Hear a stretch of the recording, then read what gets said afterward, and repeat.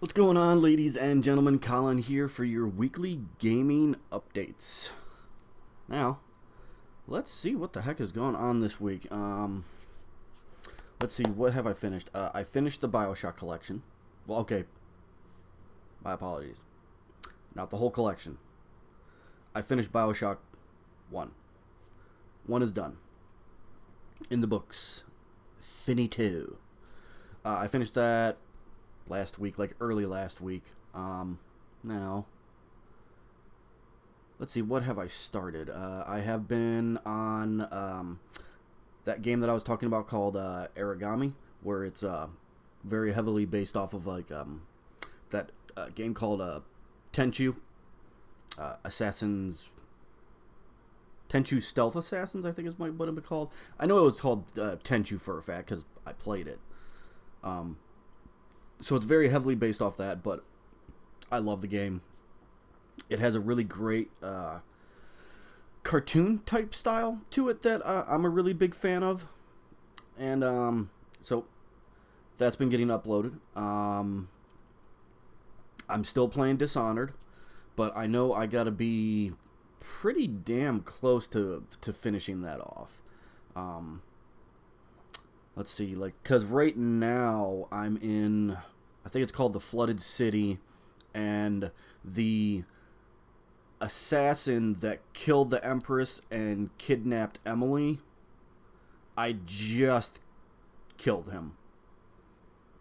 And from what my good friend said, that I'm at that point, I am definitely very close to finishing the game. So, Dishonored will be finished pretty soon here.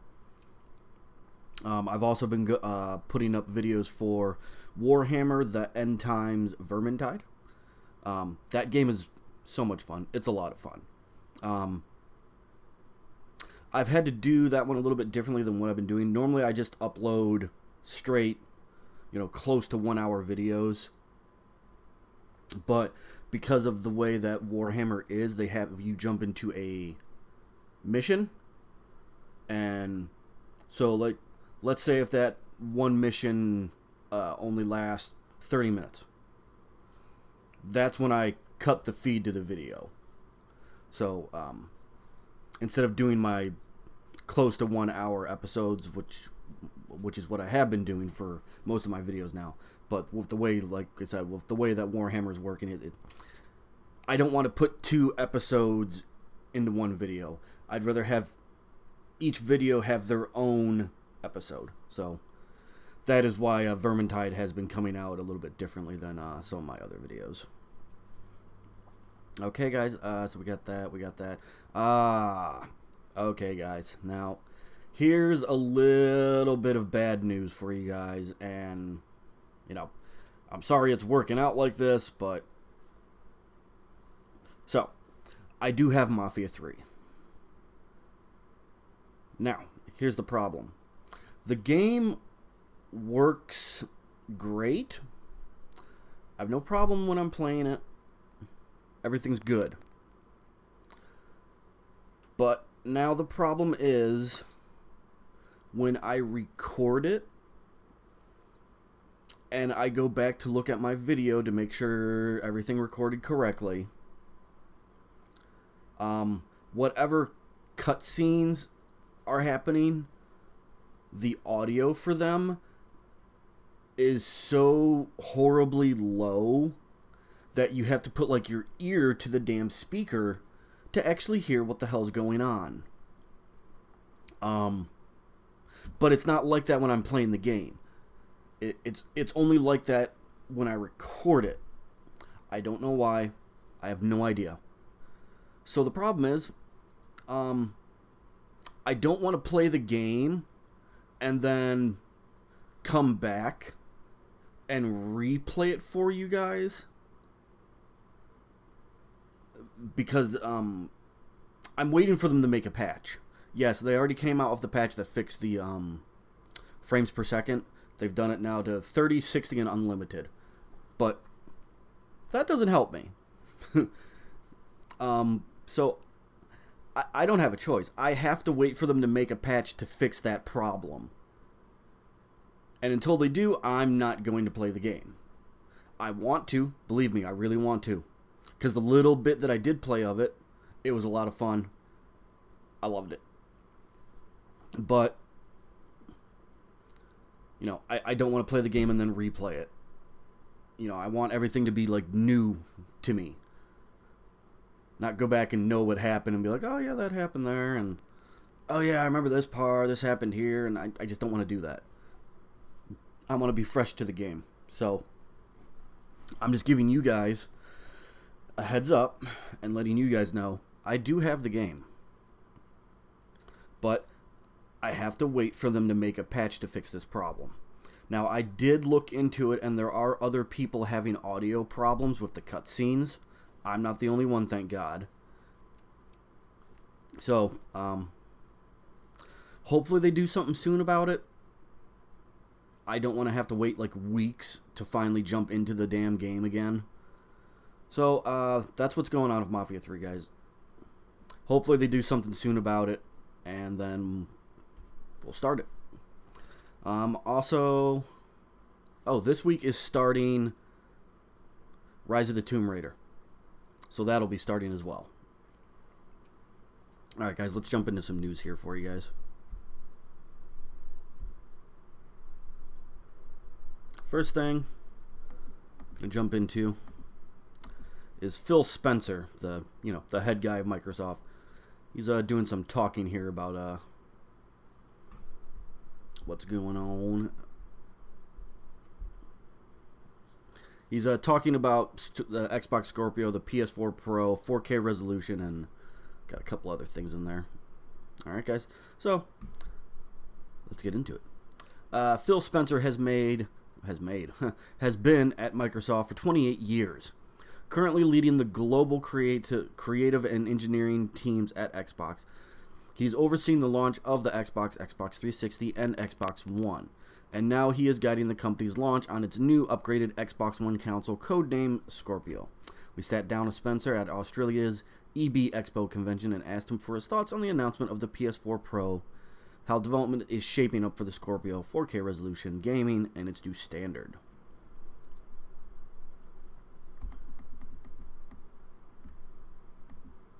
Okay, this is the interview person. Sony recently announced the PS4 Pro. What was your initial reaction to the announcement?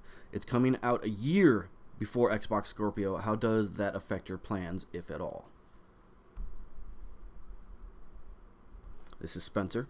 It didn't affect our plan at all. About 2.5 years ago, we started to look at a hardware refresh that we might want to do, which in the end led to the Xbox One S and Scorpio in terms of designs. We'd looked at doing something that was higher performance this year, and I'd say the PS4 Pro is about what we thought, with the GPU, CPU, memory that was here this year.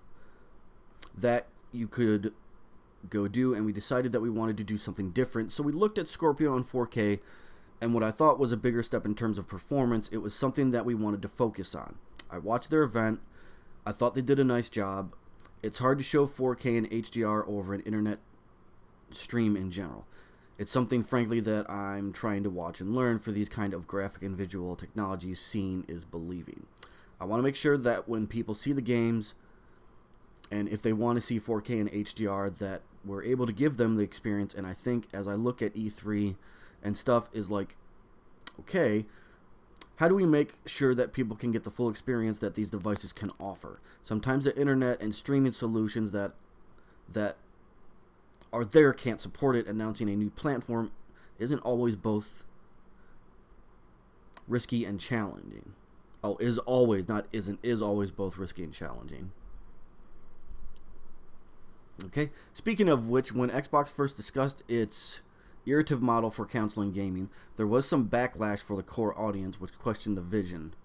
How do you feel now that Sony has revealed they're following a similar path? I think that it'll always play out in the product truth that we're able to deliver.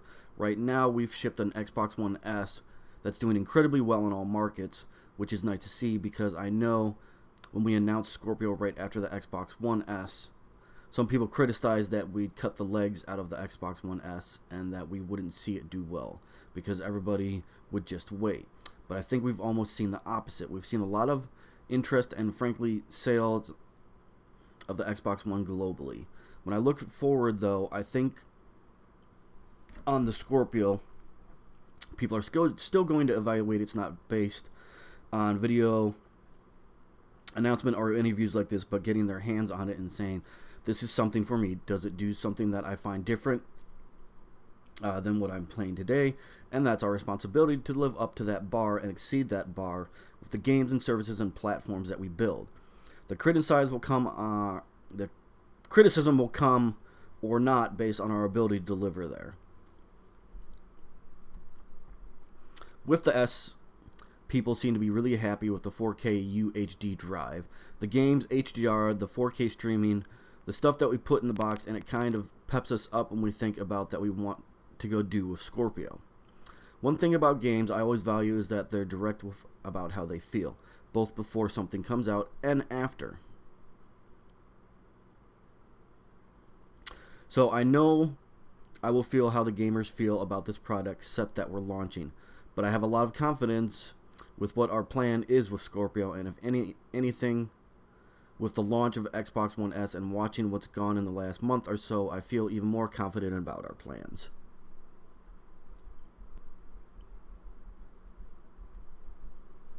How is Xbox Scorpio development shaping up? You said announcing at E3 in June was in part to give developers time to get themselves familiar with the hardware. How is that coming along? Really well. Actually, with the hardware timelines right now, we're a little ahead of plan. We'll see there is a lot of time to go, but we feel good about how the things are coming together. The teams understand the performance spec that we're building. We went through some of the high-level specs at E3 in the video, and it gives the teams time to make sure that they're targeting the performance for their game. Luckily, so many of both of our internal teams and partners are also building on PC, so it's not hard for us to say, okay, this is the PC spec that you can expect with what we're building on Scorpio. So it allows them to make sure they have the assets and capability to deliver. Since we're focusing on a box that can support true 4K and a 4K frame buffer, and a lot of PC games already support that, it's not a new language or asset base for them in terms of things that we're asking them to go do. I'm also pretty confident in the content lineup that we'll see. Microsoft GM Shannon Loftus recently said all first-party games launched in the Scorpio time frame will be rendered native at 4K instead of upscaled. Do you think third-party games will generally follow suit? I want to put the tools in the hands of the creators and let them decide. Even for our first-party games, and Shannon owns a large portion of the first-party portfolio, and I know she's got a vision that she wants to drive in gaming. And I'm glad she's got her voice and is setting a vision for her teams. Even on the launch of the original Xbox, there was some push to say, okay, shouldn't we mandate HD? That everything is 1080p, and I just think that the best games aren't denied by their resolution or frame rate. Frankly, I know a lot of people say that 60 frames per second is the holy grail of frame rate, but I'll just say, give the developers the power and the tools to develop the best realization of their vision and game, and they will make the right decisions. On the third-party side, a lot of the teams already have a 4K version of the game because of PC and what they're building, and they'll decide on Scorpio on what they're going to do. I definitely think we're going to see native 4K games, but we'll also see teams that take different approaches, and I think that's absolutely fine. We shouldn't let gaming turn into an art form that's defined by a number. Nobody asks when you look at a painting how many colors were used.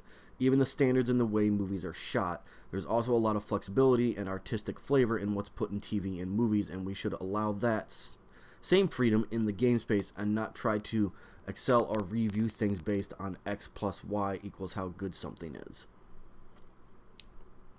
Okay. You've described Xbox Scorpio as the most powerful console ever made, and also as a premium product, so what can we expect in terms of pricing? We're not announcing pricing here. I guess I'd just say we announced the Xbox One S, and it's out in market at $400 in Australia. We expect both of these products to be in market at the same time, and that's a clear performance difference, and obviously there will be a price difference between the two things. but I also want people to understand that Scorpio is going to be a premium console. Like, I'm not trying to sell you a high-end gaming PC rig for a couple $1,000s or something. We look at a consumer price points of consoles, and definitely our target is to hit that. But it will be a premium version of an Xbox One, and we'll talk more about pricing as we're cutting it closer to the launch and everything else. But I'm confident that we'll be able to deliver a product at a price point that gamers will feel like is worth it. After Sony announced PS4 Pro, the Xbox social media channels jabbed at the console's lack of a 4K Blu-ray player. Does this erase some of the goodwill you were trying to build up by being anti-console war? I am of two minds on this one. We have a 4K UHD Blu-ray drive in our Xbox One S. I think us stating a feature that we have in our box that we think is important selling feature of our box is completely within fair game. It is a feature of our box, and for somebody to look and say that talking about the features that you decide, I mean, we made a bet on a 4K Blu-ray disc and they didn't, and I'm not saying they made the wrong decision and we made the right decision, but if somebody wants a 4K UHD Blu-ray drive, we have a console that has one, and we're going to make sure that people know that. And if people say that's the console wars, I think they're wrong. We should be able to talk about the features that are in our box, but I also want to be respectful of what other companies are doing, and I don't think we crossed the line there. But as it was going on, I also made sure that we remain respectful, confident, but respectful of what other people are doing. But I don't want anybody to ever try to put us in a box of, hey, you've got a feature, but because somebody else doesn't have it, you can't talk about it. And somehow that's unfair, and console wars, like, because I don't believe that. I will always be respectful of my friends at the other platform holders. Nintendo, Sony, I have a lot of friends at Sony and Nintendo, and both these companies are doing their best to deliver products based on their vision, and I respect that. We're doing the same. You won't see me badmouth what the other platforms are doing, but I am proud of the product decisions that we make, and I think that we should be able to talk about it. Social media is a funny thing. I think gamers like to see that sort of banter go down. And I don't. I've been vocal about that as well. I'll turn it around now. Like when Recore came out and there were some of the lower scores that were given, I would have PlayStation fans tweet me, happy that Recore wasn't getting great review scores from some outlets. I just thought it was such a negative thing for our industry, for somebody to be gleeful that somebody gave a game a review that was lower than what the team expected. And I don't just think about that in terms of the games that we build. I can look at Hello Games and No Man's Sky. I've known Sean Murray for years, and I said I want them to be successful with the games that the industry builds. The games industry gets bigger and better as more people enjoy playing games. And I also think about the teams behind these games, and these are people who spend years of their lives so committed to the art form of building games. And then when it comes out, for somebody to kind of fold that into a my console is better than your console is a very petty, in a very petty way. I find it completely distasteful.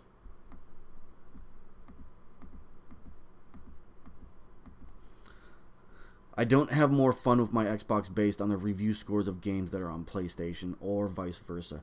If you have an Xbox, I want to ship great games for you and have you have a great time on that console, and that is our focus right there. It's not about what somebody else is out there is doing with that platform.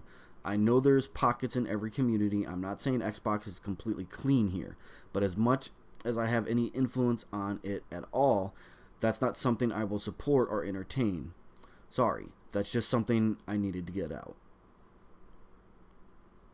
Okay. How do you feel about the response to Recore from critics, given it was highlighted as one of the major Xbox One exclusives? I feel great about Recore, about being able to work with, hold on guys, with Inafune, San, and Armature, and I'm very proud that it's in our portfolio. I wish it reviewed higher, but I don't necessarily look at the reviews as a reflection of the game's importance to us. The game is selling well, which I like. The gamers' response to the game has been positive, which is the most important thing.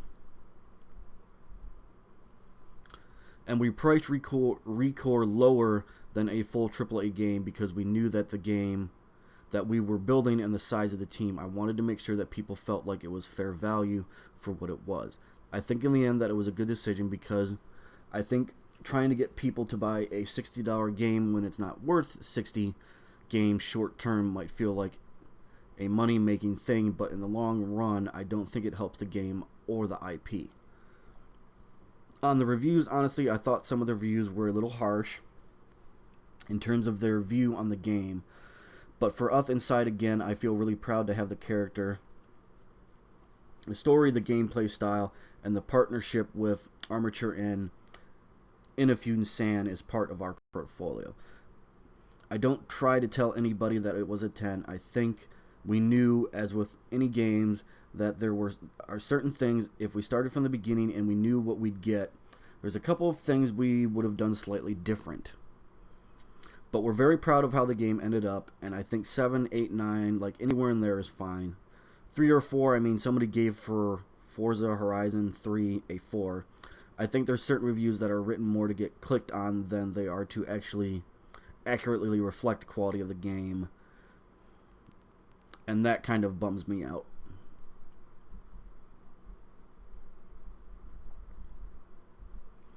Okay. Recore was one of the first new Play Anywhere games. How has the adaptation of Windows 10 gaming been? It's been really strong. Obviously, as you said, with the Play Anywhere feature, Recore was first and Forza Horizon 3 was second. I think we're seeing thousands of people that are playing the game on both platforms. In the case of Forza Horizon, there's multiplayer you can actually play together. With the Play Anywhere for Recore, the feature that obviously most people take advantage of is that the save game is compatible between platforms. I think those features are strong, and now I look at Forza Horizon 3 and I see people on both platforms, and I see people playing at the same time across Xbox Live. I think in Gears of War 4, I see people playing the cooperative modes together across both platforms. I feel good about the adoption early on, and I feel good about the roadmap of the games we have.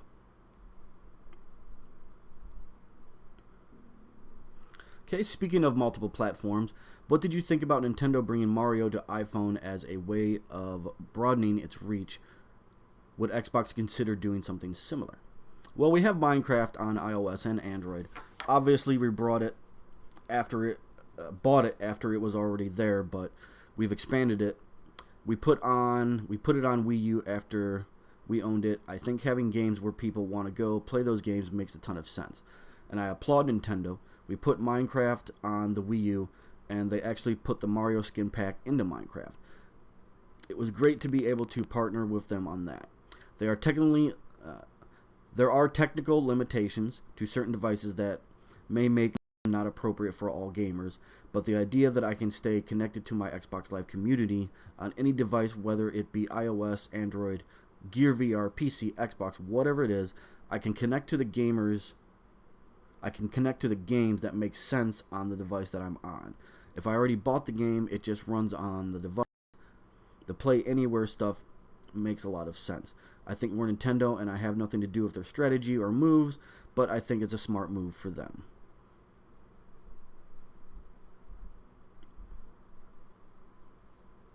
Okay, do you ever think there will ever be a day where we see Xbox IPs on mobile devices?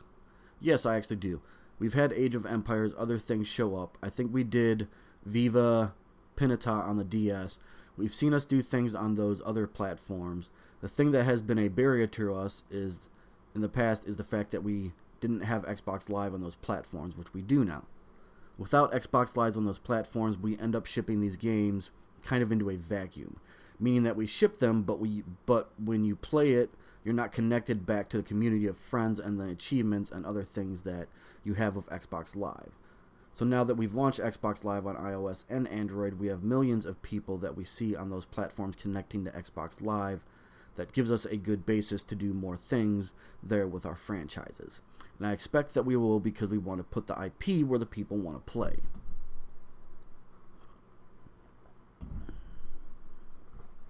Okay, what else we got? Moving on to a different subject, we have not heard much about Kinect in a long time. What feature does Kinect have for the Xbox brand? Oh, not feature, future. We made a decision on Xbox One S in terms of how we are going to support Kinect plugging in. We wanted to make sure that the hardware support for Kinect was there. We didn't have the custom Kinect controller plug-in because it allowed us to kind of double up and have a USB connector in there as well, which I think is just a good feature for the box. For me, Kinect will succeed based on how much people enjoy using it. We're investing in things like Cortana coming to Xbox, which gives us people voice control, and in which obviously Kinect is a great way for voice to come out into the box. As games come out, Fru was a game that came out recently that I wanted to promote because I thought it was a nice Kinect game, but I also can't be in position of making gamers care about more Kinect or less about Kinect. It's kind of like any technology in our ecosystem.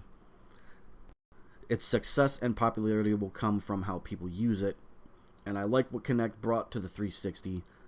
I like some sort of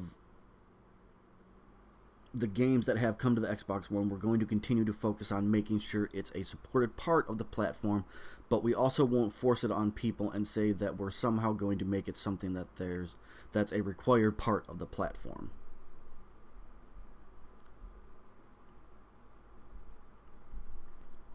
Okay, what are some industry trends today that excite you? What are the ones that keep you up at night? In a good way, and then he says, yeah, in a good way. No, I love how the social phenomenon of games and the way that people can kind of share their experiences. It was interesting to watch Pokemon Go, and I know it went up and went down, but gaming is just such a more mainstream part of society that maybe it was when I was a gamer back as a wee lad. The fact that as people as these experiences in games, they were able to so easily share and create community around those experiences. I mean, all you have to do is watch the League of Legends World Championship, and you see millions of people online and thousands of people in an auditorium just getting so excited about what's going on in gaming. I think it's really great that we've hit this mainstream capability as an art form, but also the technology of today. Let me share that experience. We recently acquired a small company called Beam that does very low latency streaming of games so that the interactivity between streamer and people watching the stream is usually sub 1 second, so you really get a direct interaction there. And it's not so much about Beam because there's only streamers out there like Twitch and stuff. But I'll just say that the whole community, now that has been built, I think you're going to start to see games that actually get created around that community of streamers and viewers and social, where now you have more the game and then people kind of sit on top and stream. I just think that's so cool because our art form and our medium is the combination of art and interactivity. The interactivity in my mind makes us care more about the art because we feel like we impacted in some ways by where we move Julie around the screen and what we decide to go do. And then you add the social component on top of that. And I think gaming just as a massive opportunity in front of us to become bigger than any media the planet's ever seen. Do you mean like games where the streamers control what's happening? For example, Twitch plays Pokemon. Or maybe even the other way around, because you might say that was the stream viewers controlling what the streamer can do. We're seeing that with Beam already. Not to make this an ad for Beam, but because of the low latency, we can have streamers that are actually setting up an Xbox controller, and the community can actually hit the buttons on the Xbox controller in real time and play a game like Killer Instinct, which I think is fantastic. And that's taking a game that was never built thinking that that's what would happen, and so it's kind of this add-on. Even Twitch Plays Pokemon was obviously something the team would have thought about when they created that.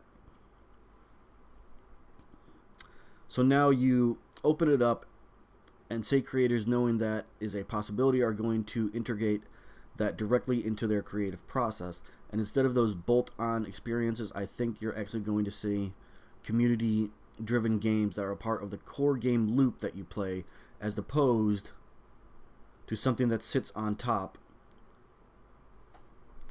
I think that's going to be fantastic. We did a game a few years ago called 1 vs. 100, and it was an avatar-based game show that you played real-time online. It was kind of a trivia game. But I think about it now, and we could do it in a very non-interactive way because it was questions that you answered because we didn't have streaming and the capabilities that we have now. But I think you're going to see game genres get built up around the social connection that I think will be just really, really cool. Alright, guys. That is a wrap on that one. That one was a long one. Holy crap, that took up 30 minutes. Woo! I did not know that was going to take that long. Holy crap, that was long. But, okay, whatever. Continuing on.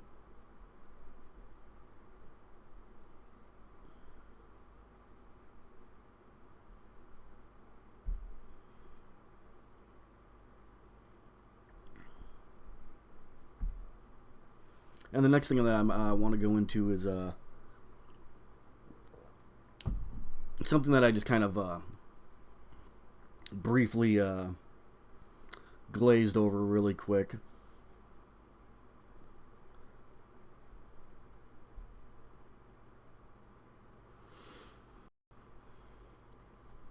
Okay, the Uncharted director criticizes AAA development and says it can destroy people.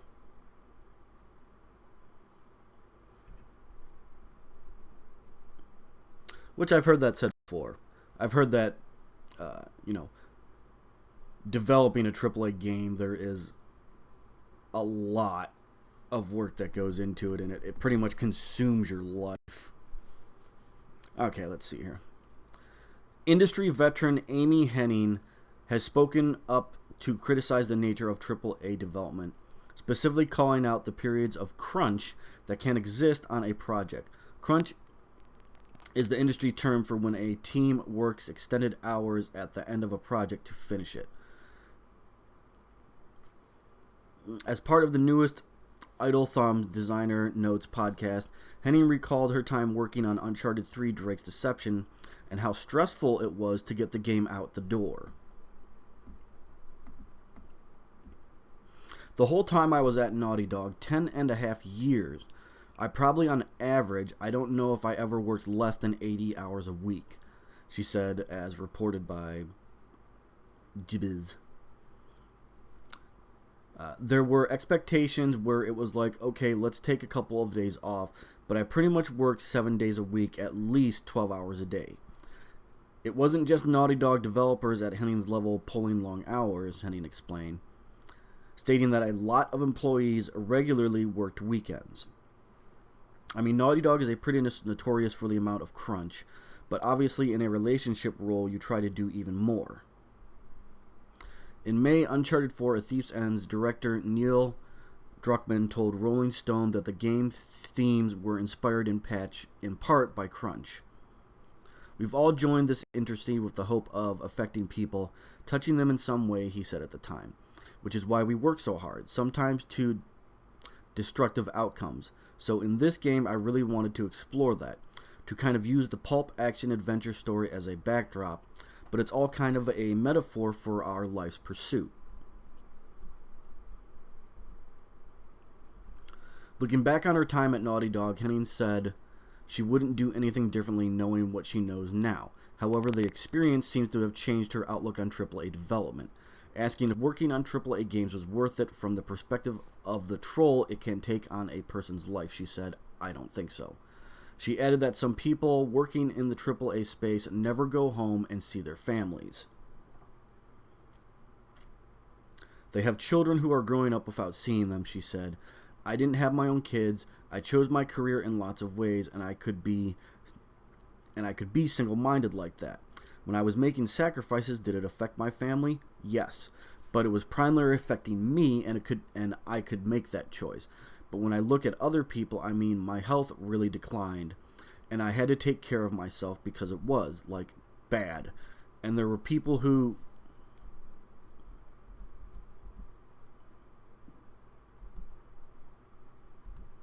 One second, guys.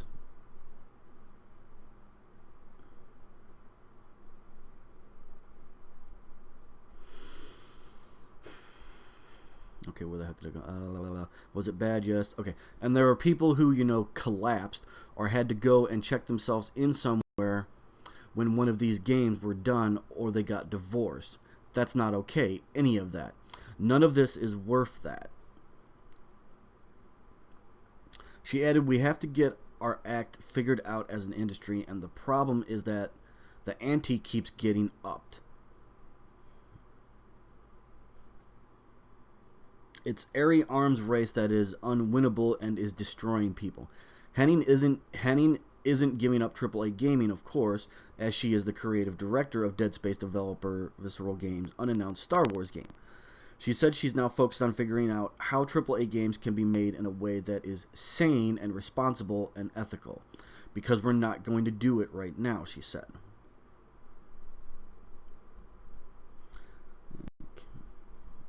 Unlike the film business, the video game industry is largely ununionized.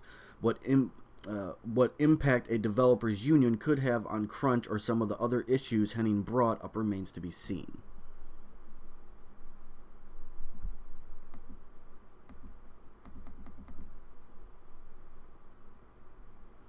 The subject of crunch made waves earlier this year. Developer Alex St. John, a longtime member of the industry, one of the creators of Microsoft DirectX, and the founder of Games Network Wild Tangent, dismissed concerns over crunch, deeming those concerned with fair wages and working conditions are having wage slave attitude.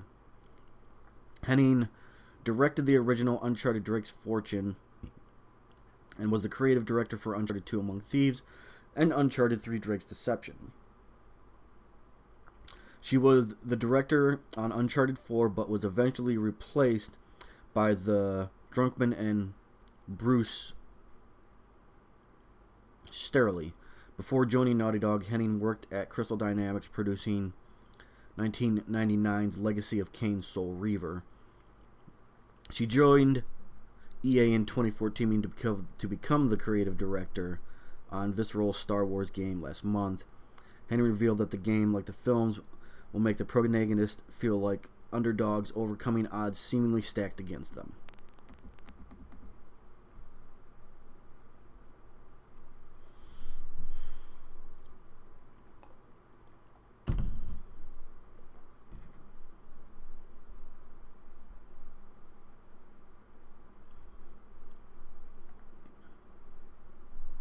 Sorry, guys. Where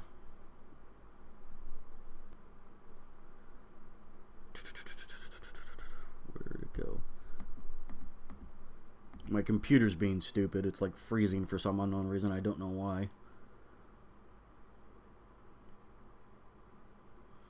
Well, okay, I have a, let's see. They have to work together, and they have to be clever than their enemies, she said. Therefore, how do you turn that into gameplay? How do you take that idea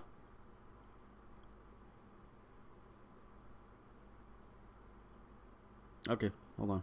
My thing just messed up. Okay, there we go. How do you take that idea and then deconstruct it as mechanic sequences that then play to that core principle? That's the challenge of making these kinds of things. Alright, and that's the end of that one. Okay, guys. I think we're going to call it quits for there. And as always, just remember, guys, that starting this week, I'll be doing Rise of the Tomb Raider. I'm actually going to start that today, and I will definitely try to get the first video up for you guys. So that'll be in there. More Dishonored will be this week. More of the Warhammer End Times Vermintide will be this week. If Mafia 3 makes a patch that fixes my problem, then I'll start Mafia 3 this week as well. But until said time, that's Mafia 3 has been being pushed to the side right now, which I really hate, and it's bugging the crap out of me because I want to play it, but I'm not going to until they fix that problem to where my audio doesn't mess up. Because for it to be so low that you can almost not hear it is just, that's ridiculous. Fix it, guys. Come on. Don't make me wait forever. And then that'll be this week. I will probably more than likely have Dishonored beat this week as well.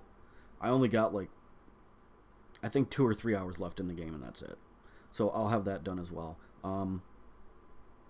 Oh, that's what I was thinking about starting, is The Walking Dead Season 1, because The Walking Dead Season 3 is coming out in November, and I want to try to catch up to Season 3. So we'll see what happens there. I make no promises on that, but it's definitely something that I do want to try.